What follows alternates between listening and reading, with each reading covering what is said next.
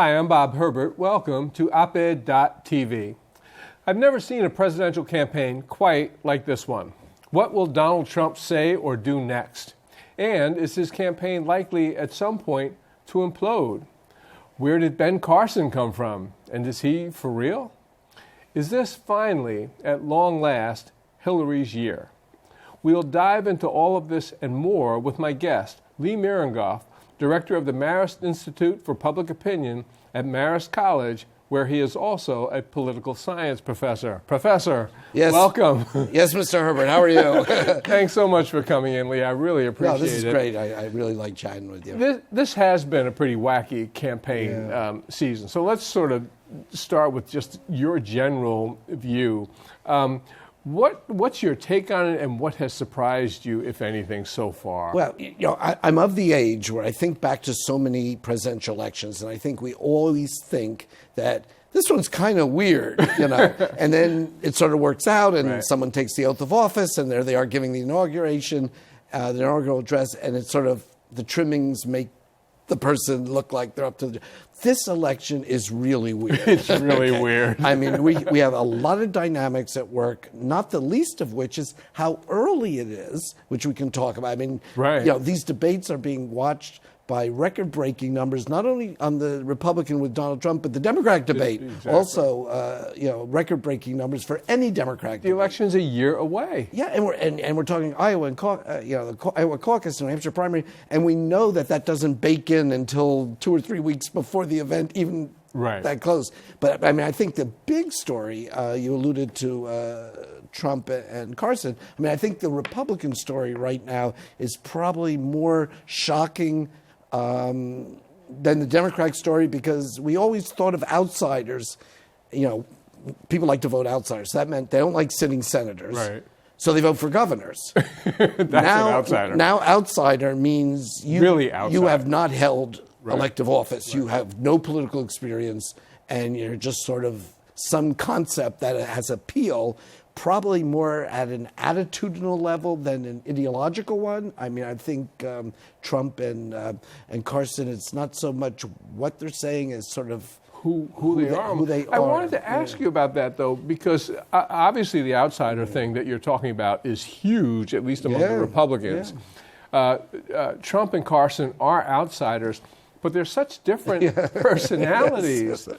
When you look at your polling data, can you get a sense of what it is about each of them individually that's so appealing to so many Republican voters? Well, again, I think Trump presents a certain attitude. To say the least. It's I'll do it. Okay, Right. This is not heavy duty on the Barack Obama. Let me look at the problem. Let me analyze the options. Let me pick the best option from the competing things, and let's see if we can move in that direction. This is not the process. Donald Trump is, I'll build a wall. Right. Donald Trump and I'll make them pay for it. That's right. I'll cut taxes, and I'll create a $1 zillion deficit, and we'll pay for it with growth. I mean, these are not what you call heavy-duty policy, but it didn't seem for quite some time to matter. I mean, I think that with Donald Trump, his fellow candidates, as many as there were, sort of thought he was going to be a summer romance, and he was going to vanish in the fall. So initially, in the first debate, it was kind of like, hi, Donald, do your thing. But now, he's much more... He's hung around for a long time. And he took some incoming, and, he said whatever you shouldn't say in the campaign consultant manual, he has said it. So he's tapped into that frustration, to that, as they say, that attitude out there. And then they say, the folks in Washington don't know what they're doing or whatever. That's so right. Let's try something and new. We'll make America great again. Yeah. And so that's sort of a message that he's saying out there that is going to resonate with a Republican primary constituency who doesn't really want this establishment candidate. The other thing with the Republicans is, for, I guess, back to Barry Goldwater, it's the next in line. So you run second, you get the nomination the next time. But this time, this is not next in line at this point. So then you have Carson, and he is such a contrast to Trump, even though obviously he's the extreme outsider as well. What is it about Carson that's appealing to these Republican voters? Well, he's, as you say, he's the Hyde to the Jekyll. Okay, he's the opposite in personality. Yeah. So he's calm, soft-spoken. He's going to, seems very bright. He's done, obviously, an accomplished surgeon. I mean, so, this is a person who, obviously has been successful, and his answer is, we don't need anybody in politics who has government experience, which a lot of Republicans certainly buy into. Right. And if I don't know those things, I'll just get some people who are experts to do that. So if you want an extreme outsider and you want somebody who's more of a nice guy than Trump, then maybe Ben Carson's your guy. Yeah, but what's going to happen is, of course, is that as time goes on, and they have, they have to, bask in the spotlight of the cameras. This may not only not last as well into the Republican primaries, although it could, but certainly for the general election. I mean, I think Hillary Clinton, would love to take on Ben Carson one-on-one. And I think the networks would love nothing better than a Hillary Clinton-Donald Trump race, because that would eclipse anything in politics. But the journalist in me says, bring that. Bring it on. Bring it on. Right. But the thing about also that I'm waiting for and hasn't happened, and maybe this is a new paradigm. Maybe the rules are broken for the Republicans. But I am waiting for that establishment candidate to sort of fill this vacuum. Right. And that it becomes the establishment candidate versus the outsider, and then we'll see if the outsider can hold on. But meanwhile, the establishment candidate has not emerged, and that, of course, initially was Jeb Bush. So, right. So these establishment candidates, you had Jeb Bush, yep. I guess, Chris Christie. Yeah. They're still in the race. Scott Walker is out of the race. People expected him. Yeah, he could have been the bridge between the established. Well. Yeah, he could have been the bridge between the two groups. But this brings me to Marco Rubio. So I don't hear anybody talk about Marco Rubio except the analysts and the commentators. That's right. But when I'm talking to ordinary people, Marco Rubio's name does not come up. That's right. But now that Bush is in trouble, Chris Christie seems to have faded. All the analysts tell me that when the Trump-Carson phenomenon is over, we're going to end up with Marco Rubio. Who says so? Well, by attrition.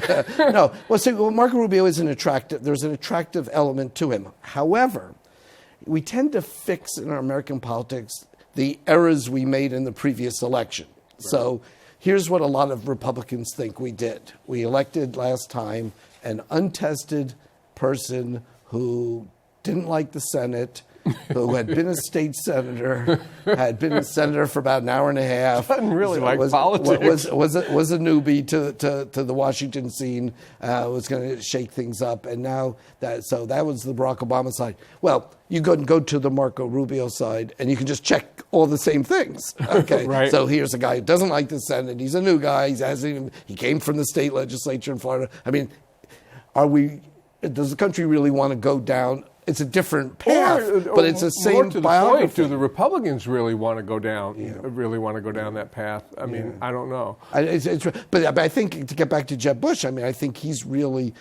If you asked about the shock surprise, I mean, we thought Jeb Bush. We've been told that Jeb Bush was the smarter brother. Right. Exactly. Okay? And when you got to see Jeb in a national spotlight, W, who didn't exactly leave under the best of circumstances. Right. Jeb would just shine above him. Exactly. And then we see Jeb, and we're saying he's got the money, he's got the name, he's got the pedigree, he's got, should have experience of, Florida was not an insignificant place to have been governor. And as a national candidate, I mean, not to harken back to old stories, but I mean, he didn't have an answer on the war in Iraq. It was really no, I corrected myself. He had 5 or 6 answers on the war in Iraq. None of them good. None of them good. Right. And who would have thought that George W. Bush would be seen as a much better national candidate than Jeb? And I think he clearly was. It's a people thing. Yeah. And it's not about who's a better president or anything like that, but just as a candidate. Yeah, and Jeb may be more of a policy wonk than right. W, but you go into elective office, you got to connect with people. I agree. And look, I mean, he in that first debate when Donald Trump was, doing the Mexican immigrant thing. I mean, Jeb Bush is standing right next to him. And I felt it was a Michael Dukakis moment when he was asked about Kitty Dukakis and the Capitol Project.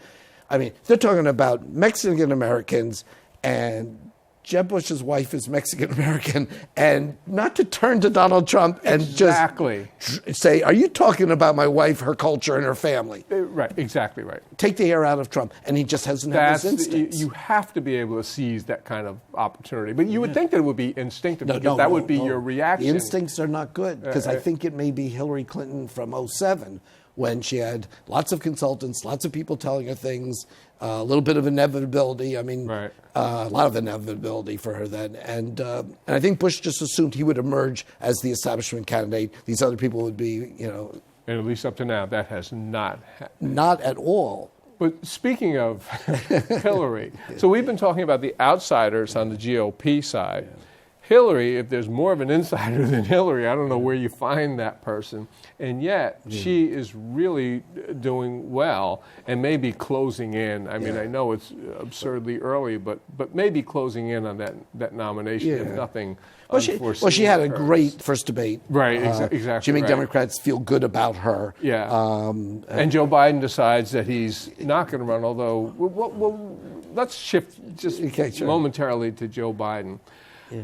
I never understood what a rationale for Joe Biden's candidacy would be, other than the fact that Hillary's faltering. What did you think that about was the potential Biden candidacy? Well, the potential Biden candidacy, in the numbers, he never was off the charts.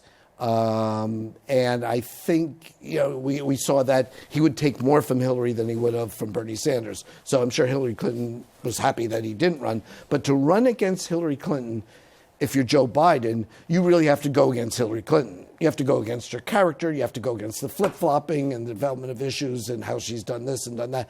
And Biden's record isn't totally consistent on things either. And I just don't think he wanted to make that race, regardless of the personal family issues. Right. That was obviously, serious and on his, on his mind and in his heart. But I think to go after Hillary, you would then have to sort of break off a piece of the Obama administration. She was the Secretary of State, after all, and you really have to go after Hillary. And I just didn't think that's what he wanted to do. Right. So going back to Hillary, she's formidable for so many reasons. Not a perfect candidate by any means, but like Trump, incredibly famous. So you start with that super name recognition. Yeah. But she's got these constituencies that are pretty much committed to her. She's going to win the women's vote unless something crazy happens. She's essentially got the African-American vote. She won't poll the same numbers as Barack Obama, obviously, but she's going to win the African She needs the turnout. American vote. She needs turnout. She's going to get the lion's share, but she has to get turnout. Just ordinary Democratic voters, at least at this point. She's got those voters. So her only serious opponent right now is Bernie Sanders, senator from Vermont. Do you see any scenario in which he could make inroads on any of those constituencies? Well, the problem Bernie Sanders has is he's going down a very traditional path within the Democratic Party. The Democratic Party has a long history of having, a very progressive candidate, election by election, sort of go to the left of whatever it is, and can do well in a place like an Iowa caucus. And he may do well in a New Hampshire primary because of its neighboring state and the type of electorate there. It's hard to envision him taking this wire to wire. And it's hard to envision Bernie Sanders doing that because he isn't appealing to those other constituencies, people of color, women. He will have the colleges, he'll have the youth, he'll have, he'll have the very liberal Democratic He'll have voters. I don't know what the median age of your audience is, but he'll have the Gene McCarthy audience, he'll have the Gary Hart audience. I mean, he'll have that element of the Democratic Party which always feels that even if we don't necessarily win, we're going to pull the dialogue to the left, which he may in fact have been successful in doing. Right. But one of the things I want to comment on also is I'm also struck by the front runners in these contests. We want change, new directions. Donald Trump, Ben Carson, Joe Biden, Bernie Sanders, and Hillary Clinton are all dare I say, contemporaries of us. I agree. These are not youngsters. I mean, none of the above. Now the Rubios and the Cruzes, and there are some younger folks out there. But they're not surging yet. They may. What an odd, I agree with you. You can be, I think most of these people are eligible to collect Social Security. Let's hear it now. for the geriatric set. That's right. I'm loving it. So it really seems that we're establishing a new paradigm when it comes to electing presidents. It's a whole new approach. One, it's much more like a reality show being played out on television. Personalities count for so much now as opposed to, I don't know, your policies or principles or that sort of thing. Yeah. Where do you see this going? Well, I agree with you. I think I hearken back to, I think it was 1991. We had a seminar with some DC types on campus at Marist, and one of the people there was Ed Rollins, the Republican, Reagan national figure. And he talked that night, and it really made an impression on me. He saw we were now going into a period because of the media, and it's TV, and now it's also the social media, which only makes it even quicker. And it ups the tempo, and the quality of candidates' character rather than the policies, and those take a backseat. He talked about this concept of accidental presidents, that we will have people who will emerge not through the way back when the parties had some kind of grounding and they sort of could have proven tested candidates come through the ranks. We have these, by definition, almost people who are all outsiders who show up. I mean, Bill Clinton in 1992 was an outsider. Absolutely, he was not a Washington insider. Unknown, and but neither he was Barack Obama. Barack Obama was a senator, but he was an outsider. And not only are they outsiders, but they are unknown. In other words, we have people who emerge on the scene who 6 months earlier could walk around and no one even would know who they are.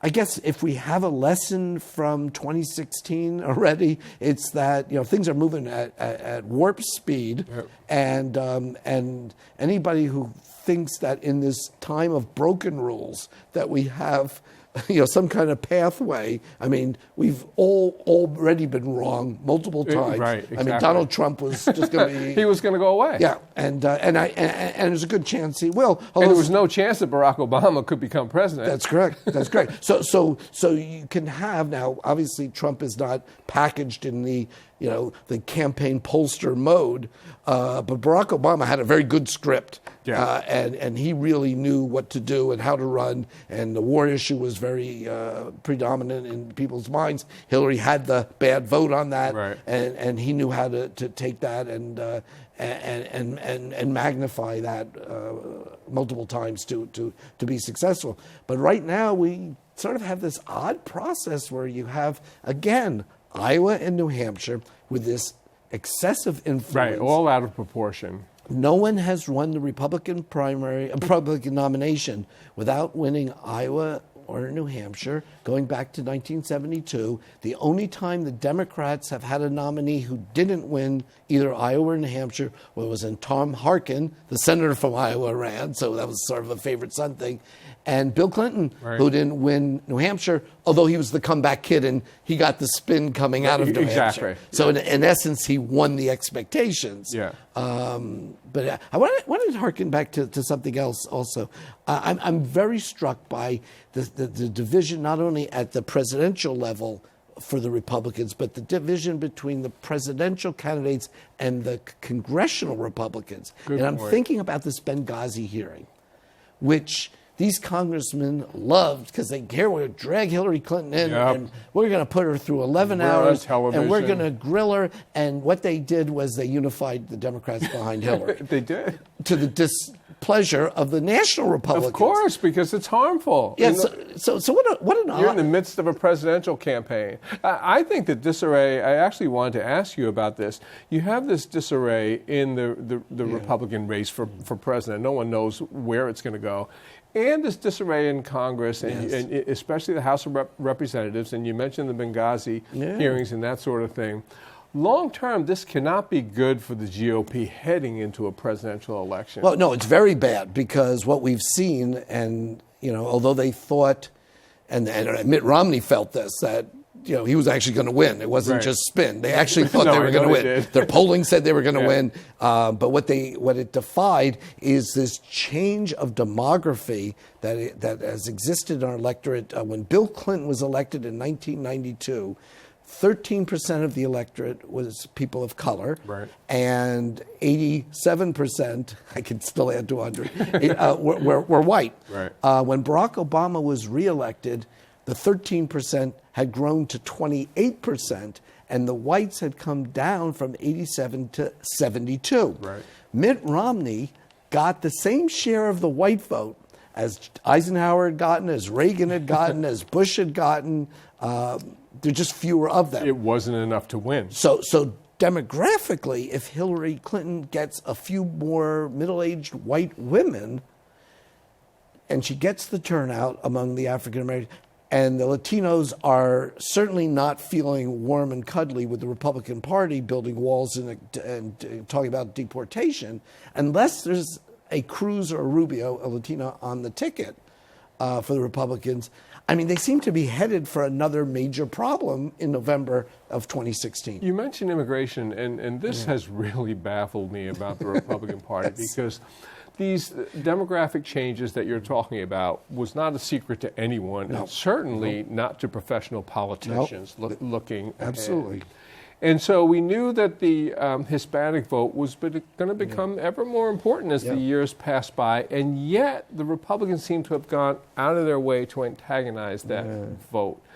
Does this make any sense to you? No. Had you had me on the day after the 2012 election, and you said, Lee, what do you see coming down the pipe? I would say the Republicans are going to lead the charge. It may not really mean much, but they want to be out there symbolically and legislatively on immigration reform. Exactly. Okay. And what they've done is they've actually gone the opposite way. This whole building a wall thing and deportation and 12 million people, and we're going to round them up humanely. I mean, I'm not quite sure how you do that. And of course, Trump comes along and just ticks people off incredibly. Yeah, and so you actually have gone to alienate that group. so from a rational standpoint, it's exactly the opposite of what the doctor had ordered. And not in this case, the doctor not being Ben Carson, of course. We've got about a minute left, but I want to take a look at these debates, which have become so important. And I think that this is part of this new paradigm, however it comes to be defined. The debates now are big-time TV. Absolutely. The networks are looking for ratings. They're promoted. They're selling advertising, and they're making money off the debates. In the old days, debates were part of the public service obligation that the networks have. How do you see this changing the dynamic of the elections? Because the point of debates initially was to inform the electorate. Now it's a winnowing out process. Yeah. So you don't right now. You got to show it. It's, we used to call the fundraising the invisible primary. Right. So who raised what money in the first quarter, and then we'd see that as a sign that they really have a good campaign. Now you're out there, and you got to start with they say 3, 2, 1, go, and you better be ready at those debates, and you better really show you something. And we saw Carly Fiorina do well in the kiddie debate the first time, made her into the adult debate, and so it's really the debates have taken a huge role, and we talk about social media, but there's been nothing more significant so far this year than the debates. Even the candidates who are buying airtime, the Chris Christies, the Jeb Bushes, they're buying lots of TV time in Iowa and New Hampshire, but because these are national campaigns, not just Iowa and New Hampshire campaigns, that money's not really having an effect. It's not moving the numbers, or at least it hasn't so far. Very interesting. We've run out of time. I wish we had more time to talk. Lee Miringoff, thank you so much. I appreciate it. Pleasure as always. That's great. We'll be back in a moment with a final word.